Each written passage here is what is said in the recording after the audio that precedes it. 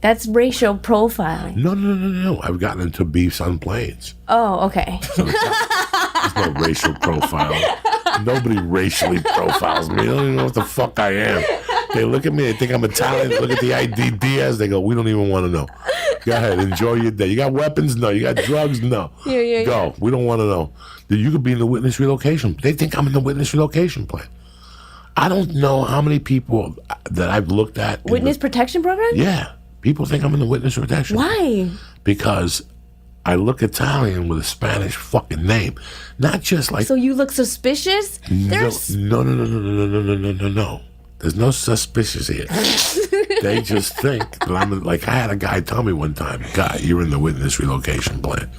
At a comedy hotel. Like next time somebody sits next to me on the plane and asks me what I do, I'm going to say I'm in the witness protection program. And they go, why would you say that? And he goes, because your name is Jose Diaz, but you look like the guy from The Sopranos.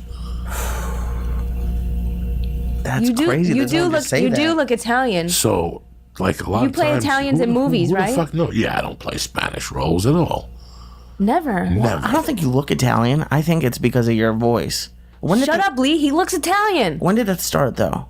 I guess it's not even Italian. It's just like New York and New Jersey. Yeah.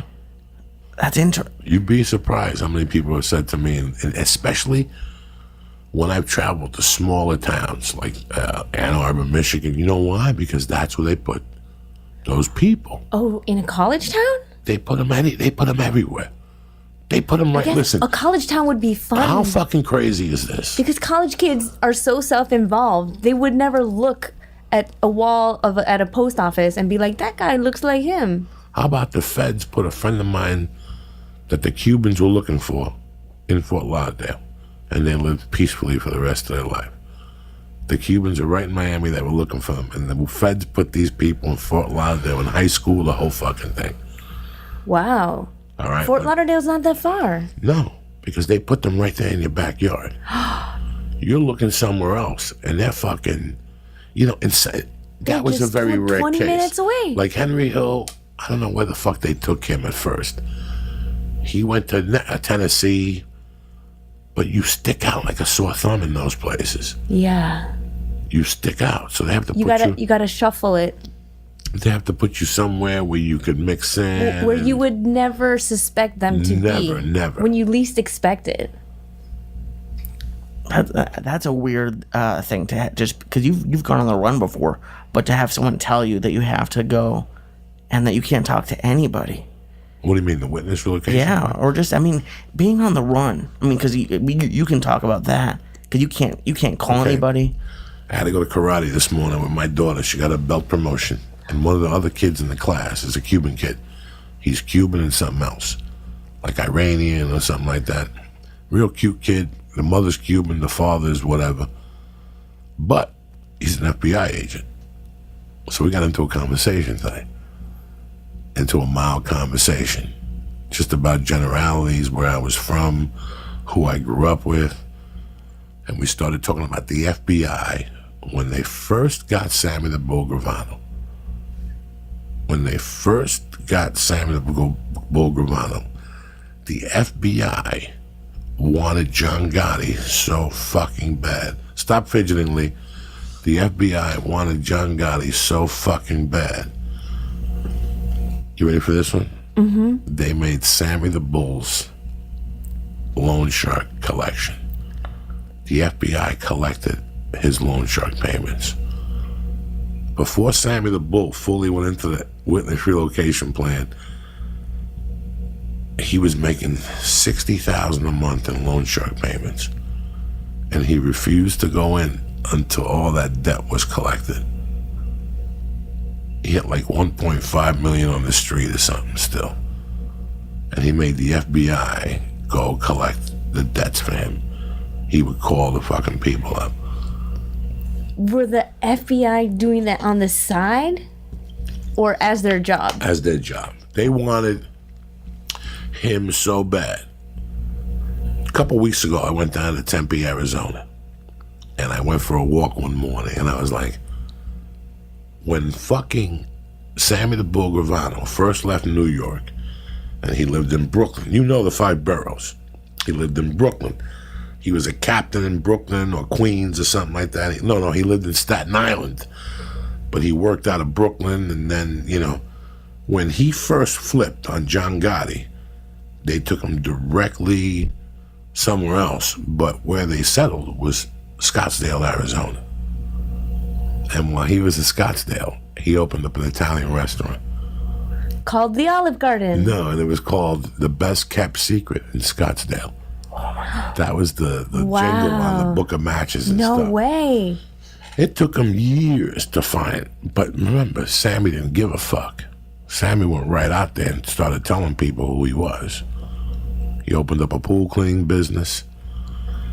They were going to go down there and get him, and then they hired Chicago Police Department, cops from Chicago, to go down there and shoot him. But right before they got down there, he got arrested by the feds for ecstasy. His son was involved in an ecstasy ring. Since he had knowledge and the whole thing, he got arrested. Okay. They put him in jail in Scottsdale. All right? But there's this fucking dude in jail in Newark, New Jersey, who's doing these documentaries. And he's telling all these fucking stories and shit about the people he killed. I think the first 2 documentaries were real.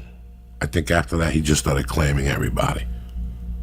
Like, he would claim fucking anybody, but it doesn't matter. One of his documentaries, the last one, he spoke about killing a cop in Jersey. And they said to him, who gave you the order? And he goes, the Gambinos. When they interviewed Sammy the Bull Gravano, when he turned himself in, you have to tell him everything. Everything.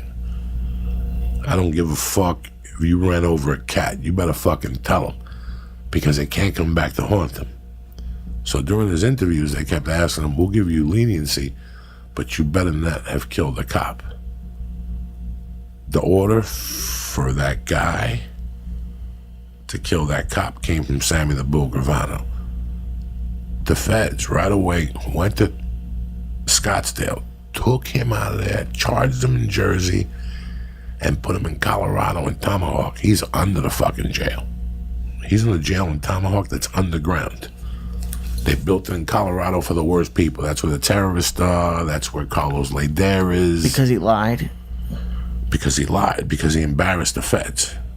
Because he told... He was he was the first one that really went in there. So he had his way.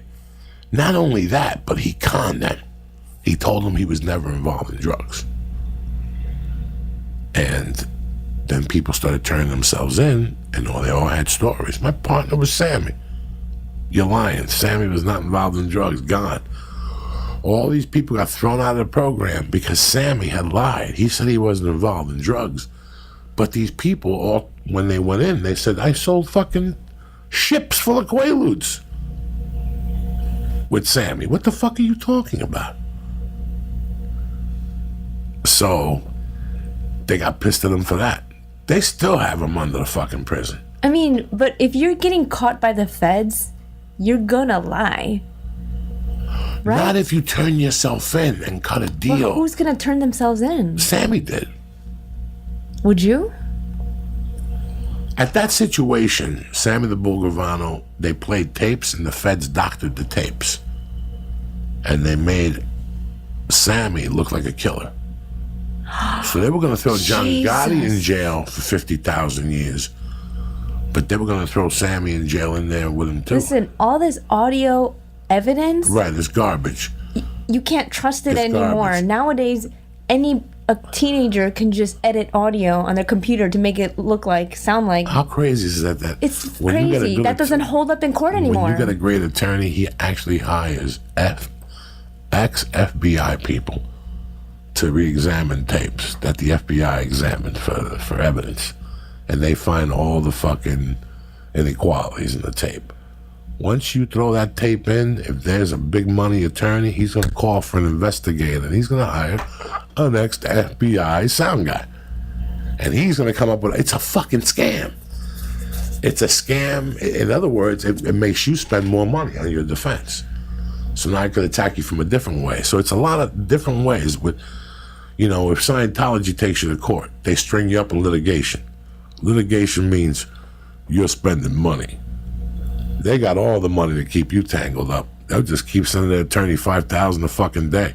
How long can you do $5,000 a day for? Jeez. 2 weeks and you're tapping that.